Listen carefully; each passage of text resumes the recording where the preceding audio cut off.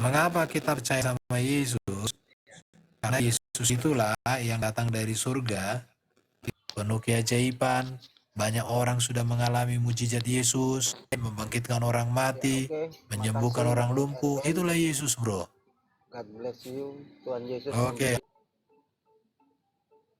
Alexa, selamat malam. Ya, ada mau didiskusikan, bro? Tentang apa ini?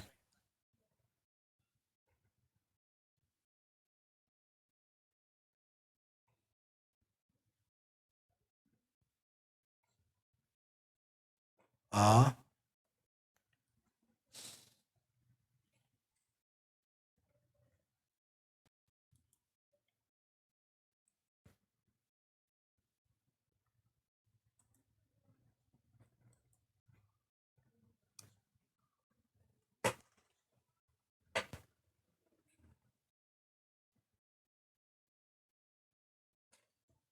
yang memberikan perpuluhan pertama kali di Alkitab itu siapa? Abraham. Kepada siapa diberikan? Kepada Melkisedek. Jadi sekitar 400 sampai 400 tahun sebelum Musa sudah ada yang namanya memberikan persepuluhan. Jadi persepuluhan itu bukan diberikan di dalam peristiwa hukum Taurat, tapi itu sudah melanjutkan dari Abraham. Sekarang bagaimana dengan gereja? Saya tetap katakan kembali kepada sinode masing-masing. Tapi yang saya pelajari di dalam Alkitab, perpuluhan itu kan pemberian apa? Mengembalikan 10% dari apa berkat yang kita terima dari Tuhan. Tujuannya apa? Untuk kepentingan di rumah Tuhan, kepentingan pelayanan. Apa itu kepentingan pelayanan? Sekarang ada untuk pendeta, untuk hamba-hamba Tuhan yang full time atau apapun itu. Itulah kegunaannya itu. Baru apalagi untuk misi, untuk dana sosial, membantu orang-orang kurang mampu, membuka perintisan pelayanan. Harusnya itu semua dikelola. Jadi kalau saya bukan pendeta dan saya tidak memegang sidang jemaat. Saya tetap mengatakan yang mau memberikan perpuluhan, berikanlah dengan penuh cinta kepada Tuhan. Dan para pendeta yang menerima perpuluhan, kelolalah dengan baik, dengan bijaksana, dengan benar. Jangan untuk memperbesar perut atau memperbesar harta dan lain sebagainya, tapi fokus untuk misi. Ya, itu saran dari saya. Tapi kalau di gereja tidak ada, ya terserah dirimu lah mau bagaimana, ya kan? Tapi kalau saya tetap saya dorong orang untuk memberikan itu, dan saya terus mendorong juga para pendeta supaya mengelolanya dengan bijak, dengan baik, dengan benar. Itu bro.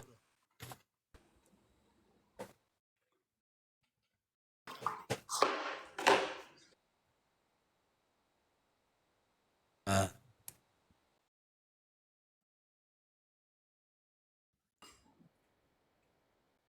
kenapa bro? Ya, ya,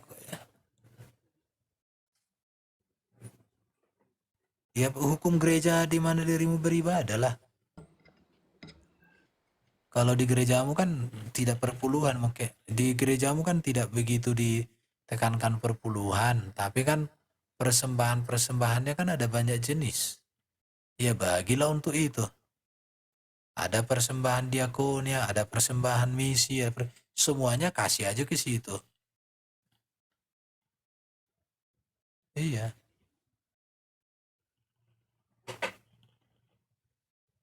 Ah,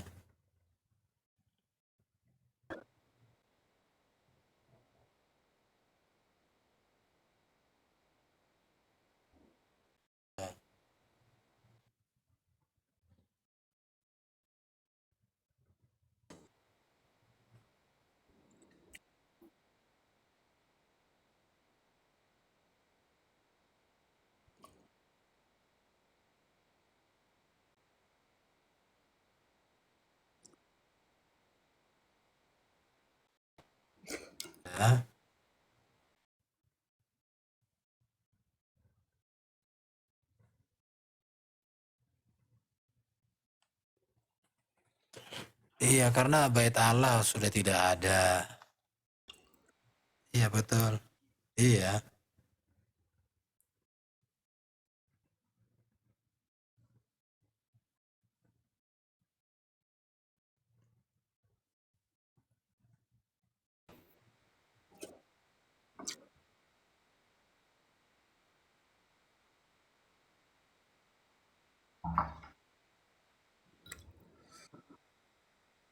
Tapi gereja juga disebutkan imamat yang rajani kan.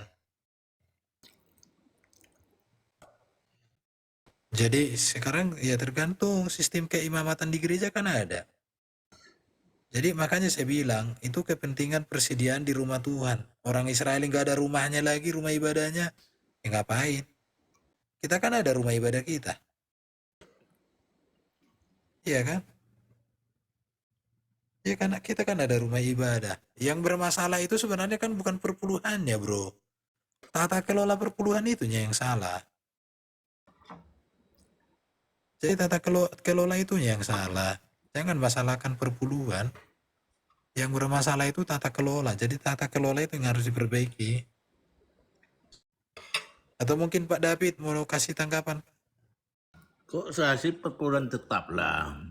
Itu kan juga melatih kita mendisiplinkan diri. Tuhan mengajari kita untuk mengembalikan ya apa yang sudah kita dapat. Dan juga saya pikir ayat Tuhan Yesus kalau nggak salah pernah menyinggung perpuluhan juga ya. Apa itu Pak Erben?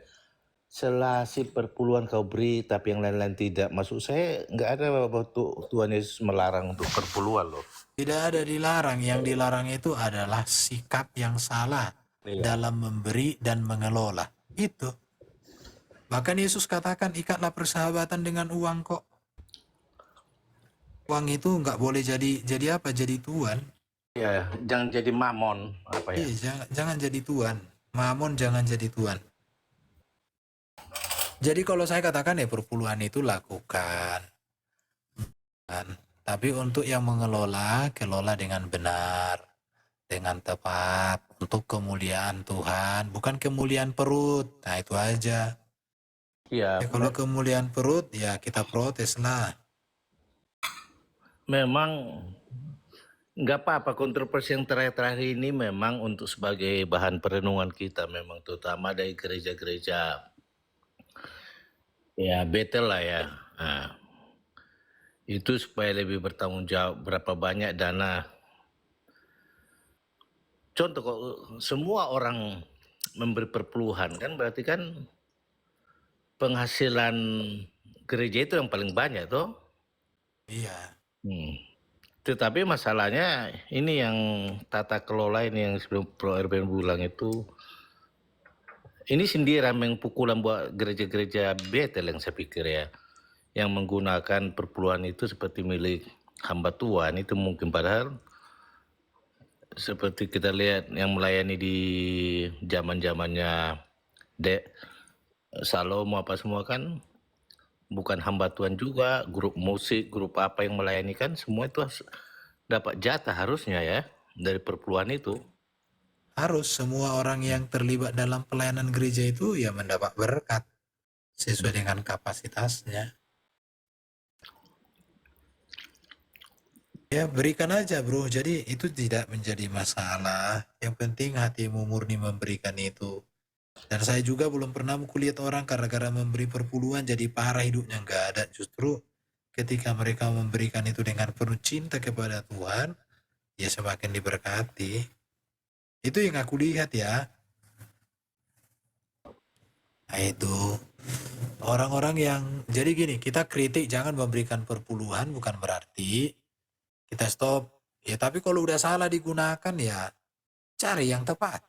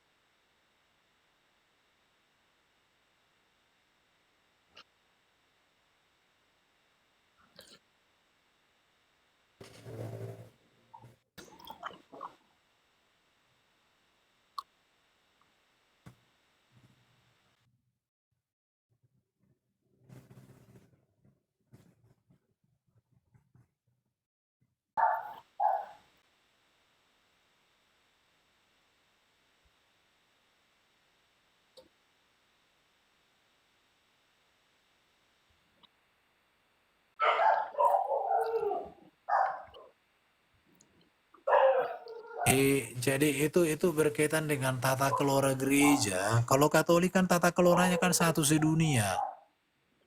Ya kalau kita mau bahas sekolah-sekolah dan rumah sakitnya Katolik dikelola mereka dengan baik, ya buat apa lagi butuh perpuluhan. Sekolahnya di mana-mana, rumah sakitnya di mana-mana. Itu aja dikelola untuk orang pastor, mereka pun nggak punya keturunan. Susternya juga demikian yang melayani, buat apa lagi? Udah cukup. Coba kalau nggak kalau kekurangan, ya pasti diupayakan dengan cara-cara tertentu. Jadi kita nggak bisa pukul rata. Ya banyak banyak situasi. Karena sistem pelayanan gereja setiap orang pun kan berbeda-beda secara sinodal. Contoh kalau gereja KBP yang mengelola pusat, semua persembahan dari daerah dikirim ke pusat, sekian persennya. Dan itu cukup untuk para pendeta. Cukup. Jadi buat apa lagi gitu ya. Tapi sekarang coba kalau diberikan oleh semua jemaat HKBP perpuluhan, dan HKBP berkomitmen untuk mengembangkan pelayanan misi untuk dunia. Anda tahu berapa banyak dapat duitnya itu? Berapa banyak pendeta yang bisa diutus sampai ke daerah-daerah, ke suku-suku yang terabaikan? Bisa. Jadi sekarang tata kelolanya itu yang harus diperbaiki. Jadi nggak ada yang salah dengan perpuluhan dengan uang. Uang itu benda mati kok itu. Suka kita mau kita bikin bagaimana itu uang. Yang bermasalah itu kita manusia ini. Iya, uang itu nggak ada masalah. Yang bermasalah manusianya.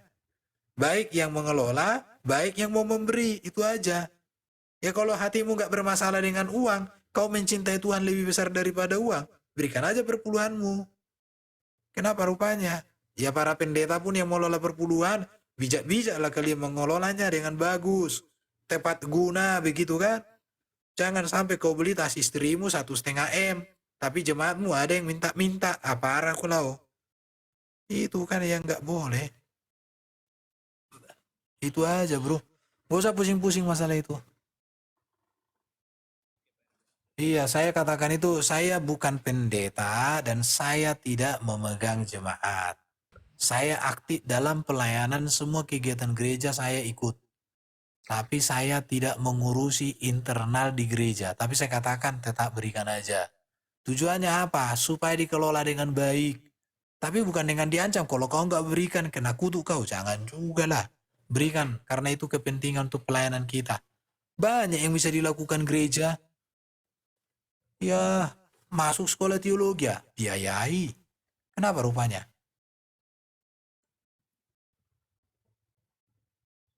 Oke bro ya. Oke, yang lain yang mau naik. Perpuluhan ini. Terus-terus nanti dibahas perpuluhan. Oke.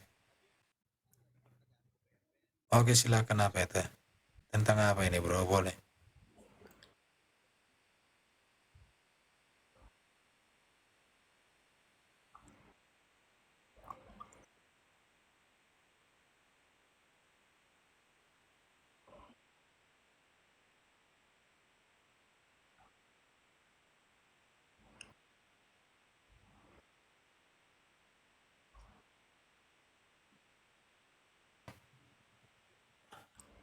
Iya kalau aku sih, iya kalau aku sih gini aja bro ya, masalah darah.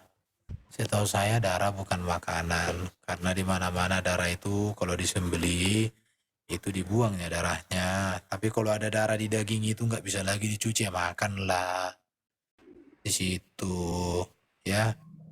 Kenapa? Karena ada ayat mengatakan di dalam Kisah Rasul 15 itu kan, dari makanan yang dipersembahkan kepada berhala, dari darah dan percabulan, jauhkanlah dirimu, nggak boleh itu.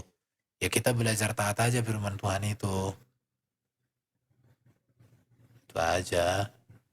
Kenapa? Karena darah itu kan simbol yang sangat sakral ya. Karena oleh darah lah kita disebut dan diselamatkan. Itunya makanya darah itu gak boleh.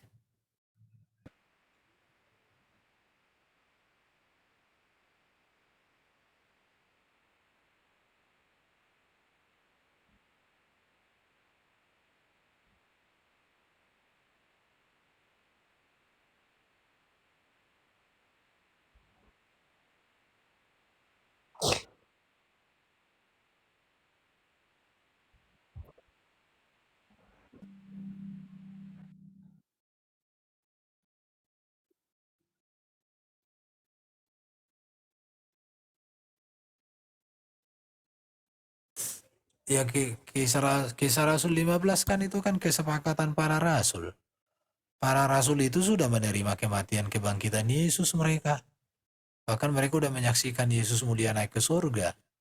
Tapi mereka tetap mengambil kesimpulan seperti itu. Bagaimana kalau kita memahaminya? Ya kalau mereka sudah menyimpulkan hasil sidang seperti itu, ya kita belajar taat aja. Karena keputusan Roh Kudus yang membimbing mereka untuk mendapatkan keputusan itu.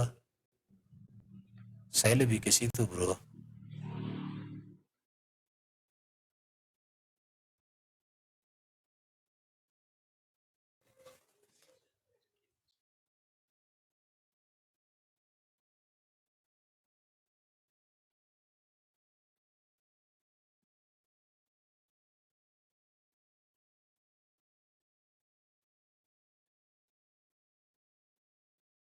Kisah Rasul itu kan keputusan bapak-bapak gereja, para rasul yang dipimpin Roh Kudus. Berarti kalau ada lagi pendeta yang tidak sejalan dengan keputusan para rasul, ya salahkanlah pendetanya. Saya begitu. Jadi bukan pendeta itu, makanya itu kan bicara itu ranah penafsiran ya. Kalau saya katakan ya darah itu kalau disembeli, buang aja darahnya, taruh dalam tanah atau kemana itu. Dagingnya lah dimakan. Ya kan? Memang itu caranya. Tapi kalau dibilang ya udah disucikan di dalam doa, ada itu kan. Ya saya yakin juga yang dimaksud disucikan dalam doa bukan berarti darahnya juga ada di situ. Ada ayatnya itu sudah disucikan. Timotius itu atau Titus.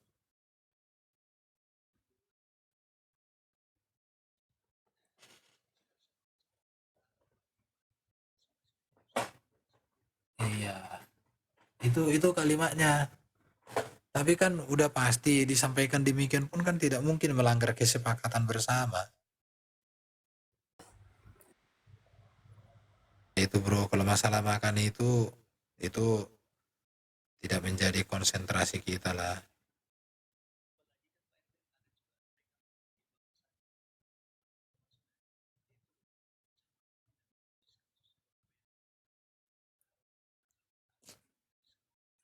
Iya, tapi pertanyaannya yang ngomong itu siapa?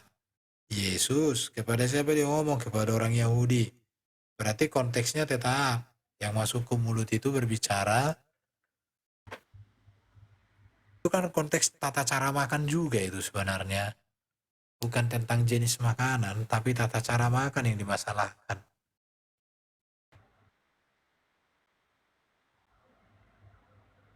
Iya,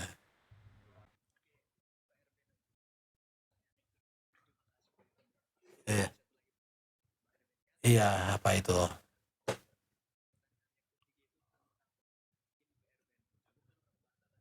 Ah, Mang- Mangadati, Mangadati, apa?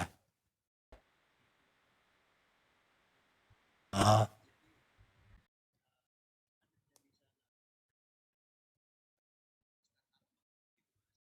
oh,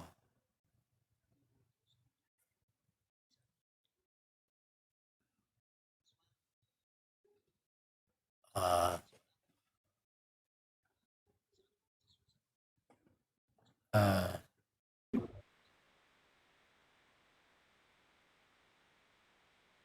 oke,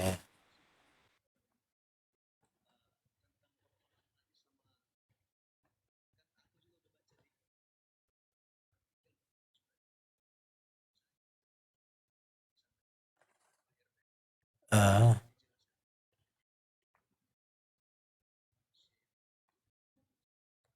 ah, hmm,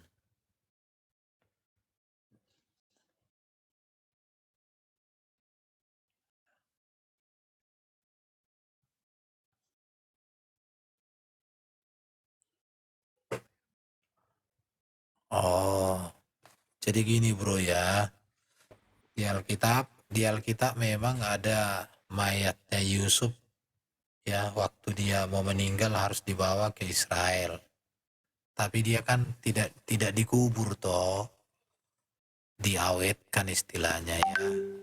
sekarang bagaimana dengan suku kita ini yang kalau orang meninggal dikumpulkan dibawa kemana-mana begitu ya.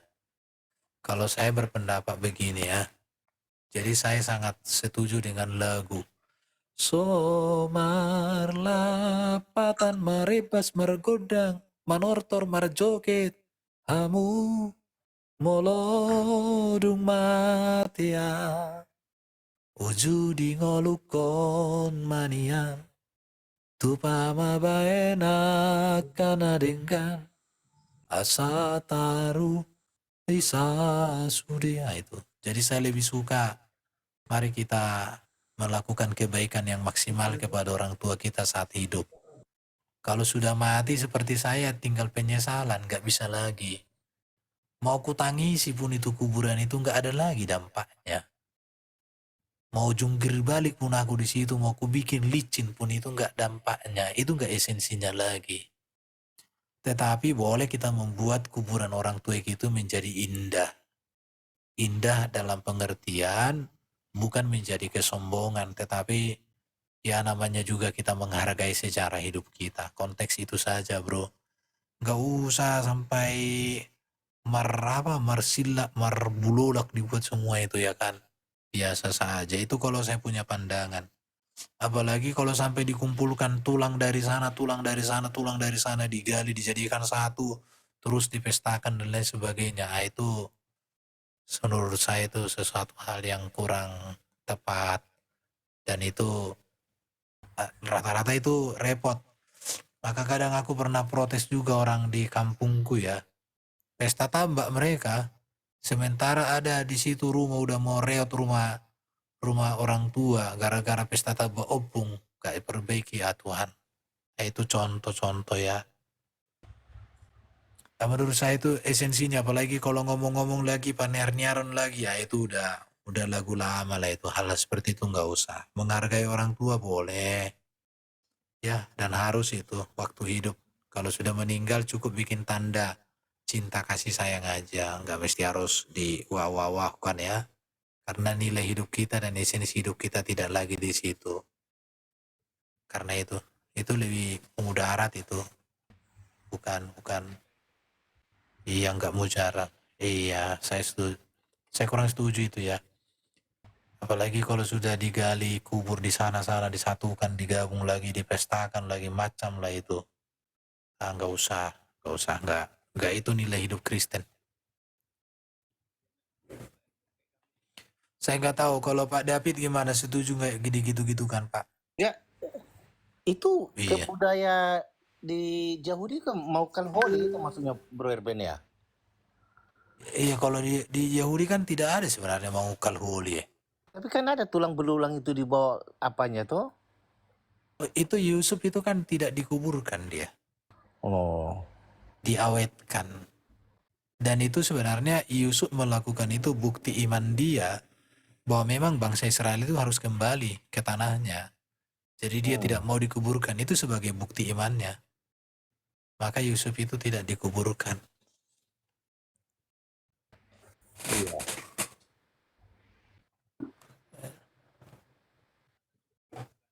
Ya salah penerapan sih orang Batak. Jadi waktu hidup lah ya contoh, udah meninggal lah mamanya, dipotonglah kerbau. Waktu hidup di Janggola, kalau ini emosi aku. Oh Tuhan, ada kayak gitu pernah aku temukan. Waktu hidup orang tuanya di Janggola, udah mati potong korbo dia. Itu aku emosi waktu itu. Gak cocok kayak gitu. Waktu hidup lah potong kerbau makan. Kalau udah meninggal ya bikin pesta sederhana, artinya nggak usah diwawahkan. Tapi kalau waktu hidup boleh lah. Masa waktu hidup di Janggula udah mati dipestakan.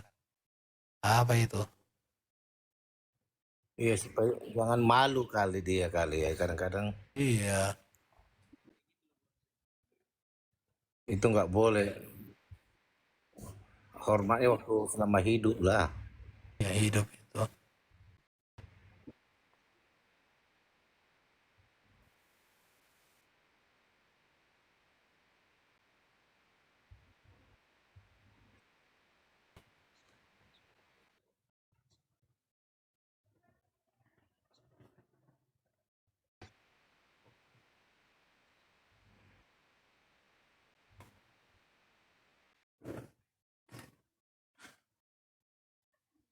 Oh, Nah, itu itu nggak boleh, udah jangan. salah itu, salah.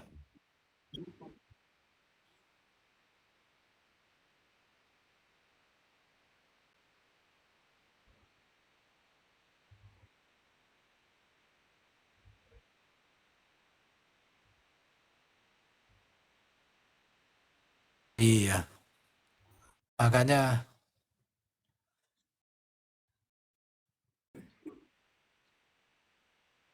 ya artinya kita kita hadir di situ. Kalau aku sih gini ya, pernah saya di ini cerita lah ya di tengah keluarga. Jadi beberapa saudara pergi ke makam. Kalau saya tidak, terus dibilang, bah dangdut mersuap gitu kan. Ya nantilah gitu. Terus waktu waktu kalian tadi ke sana ngapain? Ya kami ngomong, udah datang kami bapak, gini gini gini gini ngomonglah kami.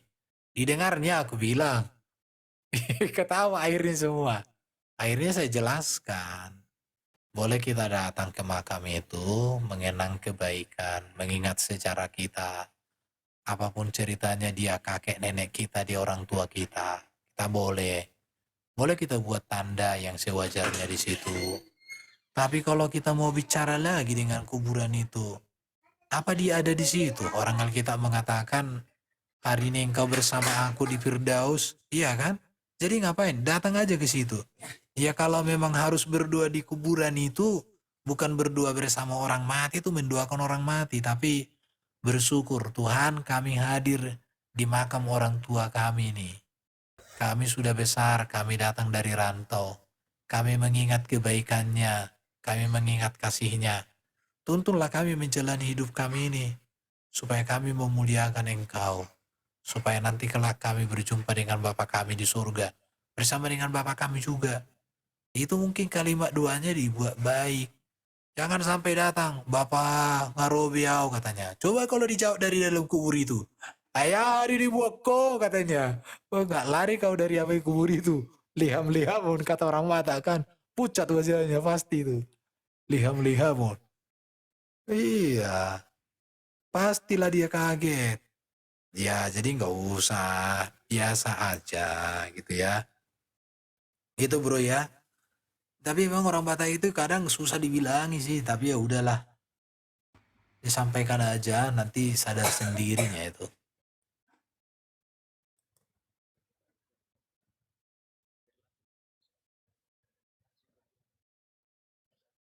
Oke, thank you bro.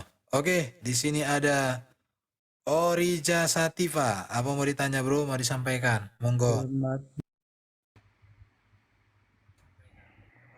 Orija, ada mau ditanya, mau disampaikan? Orija, malam, Orija. Bang. Selamat Ya, malam. selamat malam bro. Ya. Selamat malam. Oke, Saya ada mau ditanya? iya favorit nih apa namanya komalnya Bang RB nih keren lah. Ini terkait yang Abang bahas tadi Bang. Mohon penjelasan Apa dari itu? Abang. Ya kan kalau di Kristen kan tidak boleh mendoakan orang yang sudah mati. Iya. Nah, bagaimana Iya. Abang kan tadi menyebutkan bahwa orang Kristen tuh udah pasti di Firdaus kan Bang. Nah, Iya, dijamin Yesus di Firdaus. iya Bang. Tapi ada juga kan pernah statement bahkan mungkin dari Abang atau orang Kristen juga kan tidak semua orang yang mengaku Kristen itu pasti masuk surga kan Bang? Atau gimana? Kamu mau bertanya apa sih? Iya.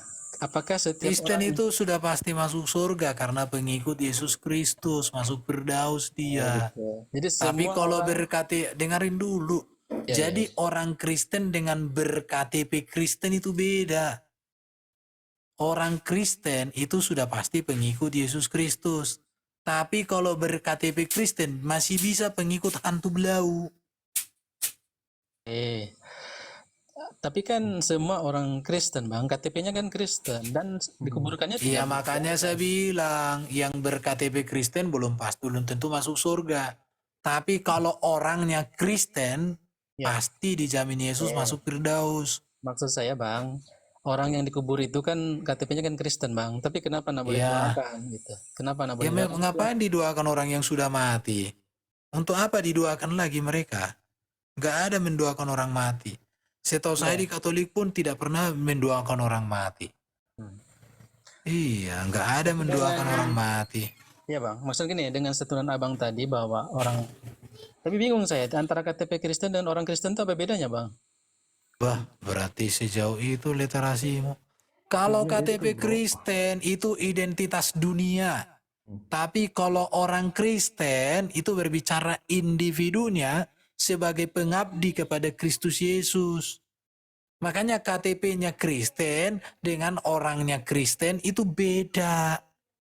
Nah, sekarang memastikan bahwa orang itu Kristen atau hanya KTP Kristen itu dari mananya? Lihatlah buahnya. Kan tidak semua bisa dilihat bang. Iya lihat, kok masa nggak bisa dilihat buahnya? Ah kau pun. Masa kau nggak bisa melihat buah? Sekarang orang sikap Iya, iya. Masa kau nggak bisa lihat buah? Ya kalau nggak terlihat itu namanya bukan buah namanya. Yang tidak terlihat itu roh. Oke, misalnya gini, abang punya saudara nih, merantau nih, ke mana, ke Papua lah, nggak pulang-pulang selama 30 tahun, tiba-tiba dia meninggal jasadnya, balik ke Medan sana. Kan abang nggak tahu tuh, dia baik, jahat, dia Kristen atau KTP Kristen, gimana tuh cara memastikannya? Ya kami nggak tahu. Dia Tuhan tahu kan. Nggak poinnya Orang yang apa dekat nih dengan kalau dia, orang yang dekat dengan dia lah yang tahu. Ya maksudnya, dia udah dipastikan masuk surga begitu menurut abang. Ya kalau dia sungguh-sungguh di Papua sana kepada Yesus, berbakti kepada Yesus, hidupnya meneladani Kristus, ya dijamin Yesus masuk surga lah. Itu kan kalau bang, kata bang kan kalau, nggak pasti berarti kalau itu. Ya kan karena bagi saya itu kalau, tapi bagi Allah kan terlihat. Ya, kan nggak tahu nih, orang ini kan nggak tahu nih. Ya orang di sekitarnya, kau pun gondol, udah dibilang orang di sekitarnya pasti tahu. Yang mana tahu semua, memang mau cerita ke abang semua nih orang ini. Oh, orang Batak itu kalau pergi ke Papua sana pasti ada komunitas Batak. Oke. Pasti ada tetangganya yang telepon. Oke, orang Batak semua masuk surga. Kau. Orang Kristen Batak semua masuk surga nggak?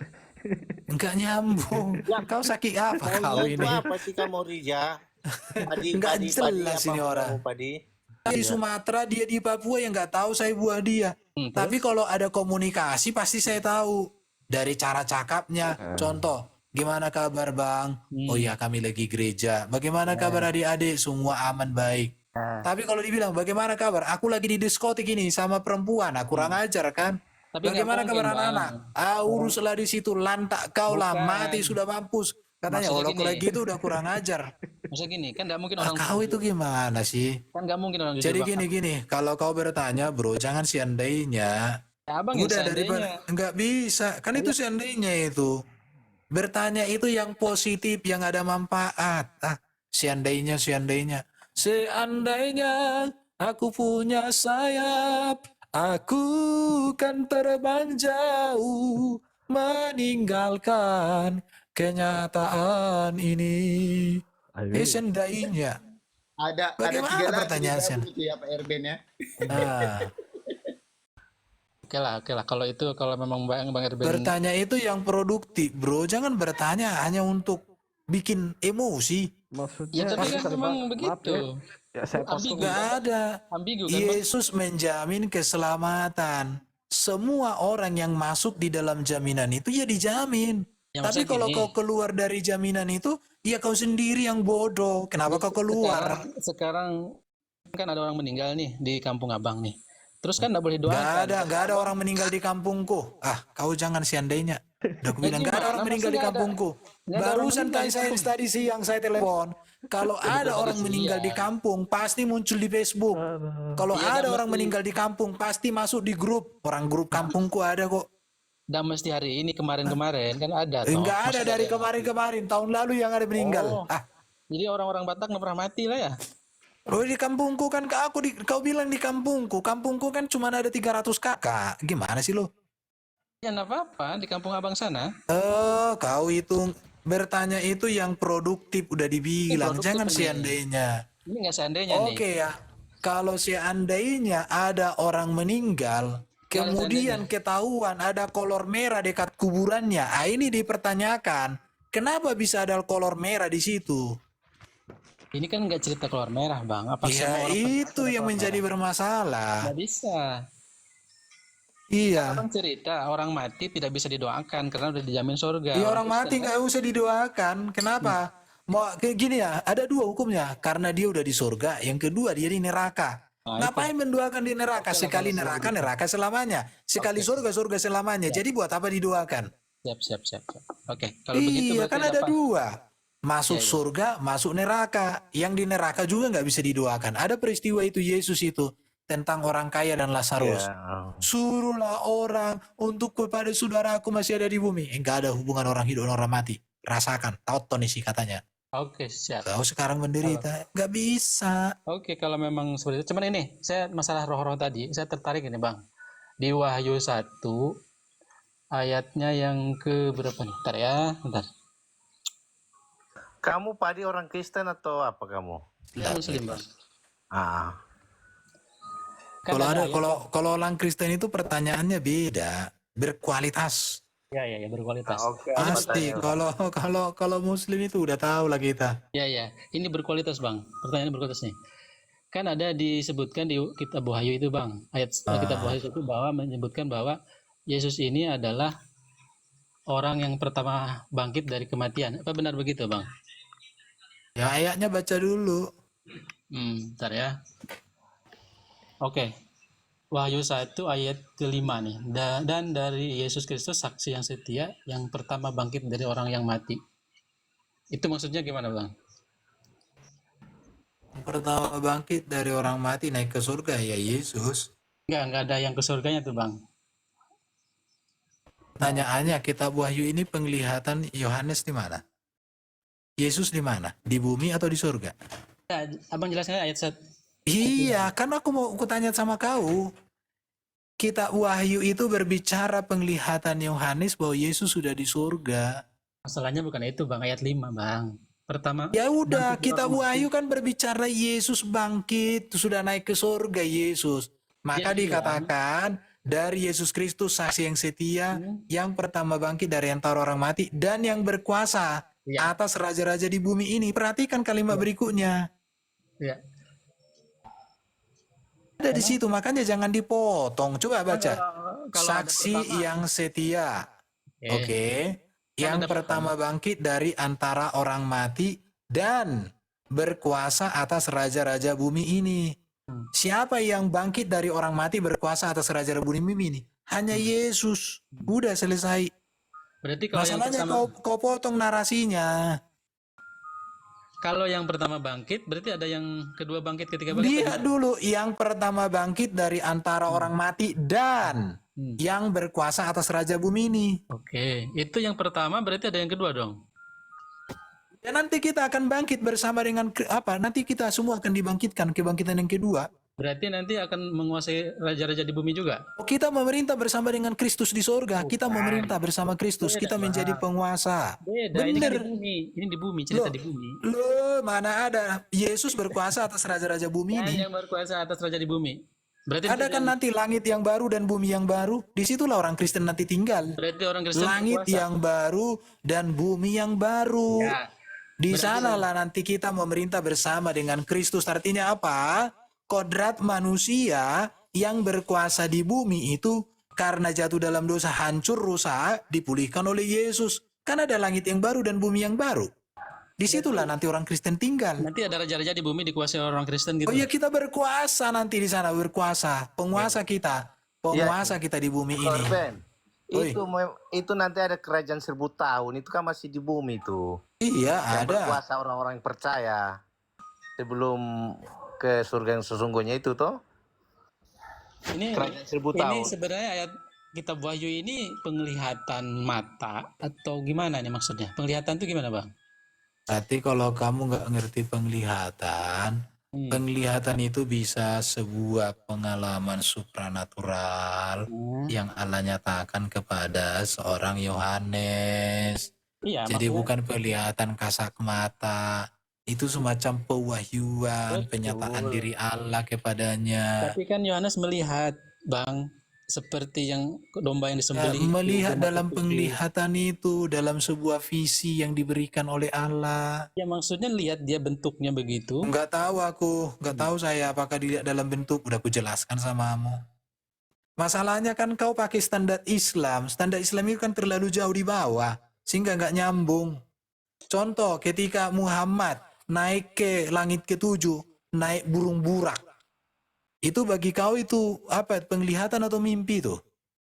Fisik, Bang. Fisik. Nanti kalau kutunjukkan hadisnya sama kitab Quranmu Al-Isra 60 itu mimpi. Mana mimpinya? Buka aja, Bang. Oke. Nah, karena kau itu belum pernah Berarti baca kalau yang Quran ini, kau yang kayaknya. ini- Itu pasal 1 itu. Dia bilang bisa melihat kok. Melihat tanduk 7, Tuhan bermata 7 Itu dalam penglihatan. Itu sebuah nubuatan yang akan datang. Bukan dalam pengertian hurufiah. Udah dibilang wahyu. Jadi kamu itu kalau udah dikasih tahu, kalau kau nggak paham, ya nikmati aja ke nggak pahamanmu. Kalau orang Kristen memahami itu sangat indah. Ada yang mau gimana? cakap silakan. Ada orang kan melihat Tuhannya seperti domba disembelih, itu berarti lehernya putus atau gimana itu? Oh, nggak ngerti aku ah. Nggak Bapak ngerti. aja nggak ngerti, apalagi saya nggak ngerti kan? Iya, saya nggak ngerti untuk menjelaskannya samamu. Kenapa? Karena kamu sangat dablek. Dia jelasin aja, dia melihat Kan udah aku bilang Yesus itu seperti domba yang disembelih. penglihatan. Berarti ya Ya penglihatan itu seperti, gimana? kau ngerti nggak kata seperti? Ya, seperti itu kan ada Seperti bentuknya. itu apa? Ada Coba contoh. seperti mirip, apa? Mirip, seperti itu mirip. Mirip, artinya apa? Ada kaitan, ada hubungan. Jadi Yesus itu seperti domba yang disembelih. Artinya apa di situ? Bahwa Yesus itu sudah mengalami kematian. Kalau disembelih kan lehernya, Bang. Loh, seperti domba yang disembelih. Kenapa domba disembelih? Domba itu bicara kematian, disembelih. Yesus itu bicara kematian. Gak mungkin lah seperti domba yang ditombak. Itu namanya berburu. Jadi makanya dibuat seperti itu artinya nggak sama persis. Tapi memiliki hubungan. Contoh saya bilang, mamamu seperti Bidadari. telo. Ah gitu. Apakah artinya mamamu seperti telo? Bahasa kiasan ya, apa bahasa perumpamaan lah mungkin ya. Iya, makanya nalarmu nggak Tapi nyambung. perumpamaannya begitu. Bapakmu seperti Mike Tyson. Maksudnya- Apakah bapakmu kalau- sama dengan Mike Tyson? mirip, Kalau lagi setidaknya zaman mirip, sekarang Bang. pasti Dan bahasa Iya, bukan memiliki disembelih. kemiripan. Kemiripannya apa? Mirip, sama-sama mati, dan Fisiknya. kematiannya itu berkuasa untuk menebus, menyelamatkan sebagai kurban pendamaian. Itu kesamaannya. Apa aku bilang nanti bapakmu seperti Mike Tyson? Artinya apa? Bapakmu suka memukul istri. Siswi ajaran boleh memukul istri. Orang Batak yang kayak gitu, Bang. Oh, enggak. Orang Batak. Jadi kau nggak bawa nyambung bos ngomong. ranah suku itu mas. Iya. Itu Ya enggak gitu bilang bagus. bapakku, kenapa bapakku? Bapakmu lah contohnya. Kenapa Ya, itu bapakku? perumpamaan. Ya saya kan membuat perumpamaan supaya kau ngerti. Saya kan perumpamaan juga sama orang Batak kan. Lari kau dari mana? Tuhan bertanduk 7 bermata 7. Yang nggak apa-apa. Kenapa Ya, rupanya? orang itu bisa beda Bukannya tafsir, Tuhan itu tidak bisa dilihat, tergantung. Bang. Allah itu tidak bisa dilihat. Emang Yohanes di mana dikatakan dia melihat Allah? Di mana aja terserah, dia tidak bisa dilihat. Enggak ada Yohanes pernah melihat Allah. Jadi Enggak siapa ada. itu? Yang bertanduk 7 itu siapa? Coba baca di situ siapa yang dimaksud bertanduk 7 dan bermata Dari 7. Yohanes kepada 7 jemaat yang ada di Asia kecil karunia Oh, damai sejahteranya. Oke, coba kau Dan baca dia- dulu. Ada yang Udah sudah dibilang. ada, dan dari ketujuh roh yang ada di depan tahtanya, dan dari Yesus Kristus saksi yang mengasihi kita dan yang telah melepaskan dari dosa kita oleh darahnya dan yang telah membuat kita menjadi satu kerajaan. Yohanes, saudara sekutumu dalam kesusahan dan kerajaan. Mana tadi yang rohnya itu? Karena ada di situ Yohanes melihat Allah. Jadi yang bertanduk 7 itu siapa? Ya kau baca dulu bertanduk 7. Kau baca siapa itu bertanduk 7? Baca dulu. Jangan-jangan kau bermimpi kau. Ntar ya, ayat keberapa bertanduk 7 ini? Ntar ya. Aduh, bro. Kitab Wahyu itu kitab nubuatan yang penuh dengan misteri Allah. Jadi itu tidak bisa dipahami secara letterlek. Makanya dikatakan di kitab Wahyu itu hanya bisa dipahami oleh orang yang diberikan Allah hikmat secara khusus. Maka dikatakan barang siapa memiliki hikmat, dialah yang bisa memahami semua pernyataan nubuatan ini. Makanya butuh hikmat Tuhan khusus di situ ya. Wahyu 5:6 itu, maka aku melihat di tengah-tengah tahta itu dan keempat makhluk itu, dan di tengah-tengah tua-tua berdiri seekor anak domba seperti telah disembelih, bertanduk 7, bermata 7, itulah ketujuh roh Allah. Jadi tanduk dan mata itu menunjuk kepada ketujuh roh Allah yang diutus ke seluruh bumi.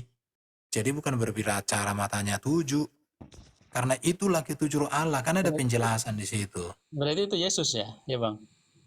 Ya Tuhan, udah dikatakan di situ, seekor anak domba seperti telah disembelih. Yesus tuh kan? Itu menunjuk kepada Yesus yang dipenuhi dengan Roh Kudus, dengan Roh Allah. Itu apa Itu tujuh? ada kaitan dengan Yesaya 53:7 dengan Zakaria 4. Dia dianiaya tetapi dia membiarkan dirinya ditindas dan tidak membuka mulutnya seperti anak domba yang dibawa ke pembantaian. Seperti induk domba yang keluh di depan orang-orang yang membunting bulu-bulunya, ia tidak membuka mulutnya. Balik nanti ke nabimu, habis kau. Tenang. Apa? Kita kan belajar Bang. Oke, nabimu nanti saya tunjukkan hadis. Kali bro, apa? Bentar, ini sebentar. Tuhan Kita bilang dulu konteks- Tuhan 3 dulu lah, selesaikan dulu. Enggak ada, ini saya lagi tunjukkan. Saya lagi menunjukkan, ini lihat. definisi Tuhan, konteks Tuhan tiap negara, tiap sejarah beda. Dia, Apa dia, gimana? Berarti Pak diam dulu. Jokowi God ya. Diam ini. Pak Jokowi Ini God. saya masih menunjukkan data ya, supaya kalian mengerti Kalau arti kata memang Pak Tuhan Jokowi itu. Tuhan, berarti Pak Jokowi God. Oh, kamu bisa diam? Bisa diam nggak? Saya tunjukkan data. Lihat ya, Ambigu. kata Allah. Kau diam dulu bisa? Kan? Kata Allah dalam bahasa Indonesia, dalam bahasa Arab juga Allah, Alkitab. Kata Tuhan dalam bahasa Indonesia, dalam bahasa Arab Robbi. Iya. Oke, sekarang kita lihat dalam bahasa Inggris. Jadi orang Kristen itu kan ada data, bukan songor. Lihat, Iya. kata Allah di sini bentuk God. God. Kata Tuhan di sini Lord. Lord. Oke, kita lihat bahasa Jawa. Oke, kita lihat bahasa Jawa. Jadi supaya kalian cerdas, Iya. kata Allah dalam bahasa Jawa Allah. Kata Tuhan dalam bahasa Jawa apa? Gusti. Oke. Yesus Kita itu. lihat bahasa Yunani. Diam dulu kau, diam. Iya. Kalau udah dibilang diam. Di sini kau jangan modal congor. Kata Allah dalam bahasa Yunani Theos. Kata Tuhan dalam bahasa Indonesia, bahasa Yunaninya apa? Kurion. Ya. Jadi Theos dengan Kurios sama dengan Tuhan dengan Allah. Oke. Jadi dalam konteks, makanya gini bro, kata Tuhan itu kan sebenarnya dipopulerkan oleh orang Kristen. Nah. Kemudian diambil orang-orang Muslim. Ya. Tapi maknanya diubah. Itu menjadi persoalan. Iya. Enggak, bahasa Inggris Jadi, aja lah Bang, bahasa Inggris. iya Yesus itu Lord. Selesai kan? Bukan God kan? Oh Yesus itu bukan God Father. Nah, bukan. iya. Tetapi ketika God diterjemahkan ke dalam Indonesia adalah Tuhan. Mana dari ini udah ditunjukkan samamu. Bingung saya. Jadi tahu. gini ya bro ya, kalau manusia itu berbicara ada data, lihat Ada datanya. kita buat bahasa Inggris, ini lihat bahasa Inggris dong. Ini bahasa Inggrisnya lihat. Di sini God, di sini Allah, di sini Tuhan, di sini Lord. Betul. Jadi kenapa lagi kau bilang Tuhan diterjemahkan God? Coba aja terjemahkan. God itu adalah Tuhan. Ini Lord, ini udah ditunjukkan data. Tuhan, Berarti- Lord. Oke. Berarti kalau Tuhannya orang Hindu disebut apa Bang? Loh, Lord hanya orang Hindu, saya tidak urus. Yang Kan saya God jelaskan kan Alkitab. Ya setidaknya Kenapa? kan bahasa Karena dengarkan dulu. Jadi gini kenapa? Ini saya kasih tahu samamu. Alkitab kami 1974. 1974 bro. Perhatikan ya. KBBI-mu itu, KBBI kita 1988 bro. Ilmu itu. Ini jarak satu gini bro. Berarti KBBI salah. Jadi orang, wah kamu itu, jadi gini bro ya. Kalau kamu diskusi, tolonglah jangan modal bibir, apalagi bertanya doang ini. Oke. Sekarang pertanyaannya gini, secara historis, apa yang dipahami di sini kata Tuhan sama dengan Lord, sama dengan Kurios, dengan di sini Tuhan menjadi sama dengan Allah. Ini kan kerjaan Islam. Bukan Karena Islam, yang membuat Bang. kamus KBBI Internasional. Islam yang buat. Internasional. Bukan Islam yang buat ini. Kan kita tahu Tuhan itu legat Bang. Bahasa dunianya Mbak juga. Nesa mana ada? Udah dibilang ini Kristen 1974. 1988 Berarti itu kalau ada KBBI orang yang buat ini bilang Islam. oh my God, jadi artinya oh my apa tuh? Ya Allah, ya Allah. Jadi Oh my Lord, baru udah Tuhanku. Tuhan. Jadi oh Tuhanku kan? Tuhanku. Oke, sekarang saya akan masuk ke Quran. Saya akan buktikan bahwa di Quran pun kata Robbi Ya, itu Robi, diartikan. Bang. Oke, Tahu, sekarang tahu saya buktikan kamu. Kamu Islam? Enggak, aku Suregar. Masih menyembah salib kok katanya kan. Kok zaman sekarang ini kok mereka pede sekali ya mendakwa langsung di depan banyak orang ya. Aku pernah aku bilang, "Bang, ini karena rame orang, Bang. Kalau kita berdua, Bang, kugas ya, Bang." Aku bilang. Ya, Kenapa ya? nggak semua bang, Iya. sebagian lah yang masih proses itu biasanya. Kalau udah kenal dirinya bener-bener, dia nggak akan berani, dia akan mengkultuskan dirinya. Saya ini pengikut yang sejati aja malu istilahnya. Dia itu biasanya kalau yang benar-benar sejati itu rendah diri, nggak mudah memvonis orang. Itu paling oknumnya, oke lah saya sebut oknumnya ya. Mau di agama manapun kan oknum ada, yang sejatinya ada, yang proses ada, yang masih apa ya, menggali-gali. Bukan, maksudnya gini. Maksudnya mereka pede gitu loh ngajak aku login. Tapi Iya, ketika aku coba untuk berapologet depan mereka tuh menghindar gitu loh. iya. Ya sama seperti kayak yang barusan tadi gitu loh.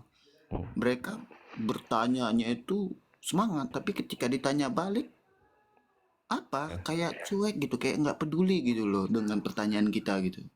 Kan Itu yang membuat aku kadang ya, yang aku tangkap gini, tiap orang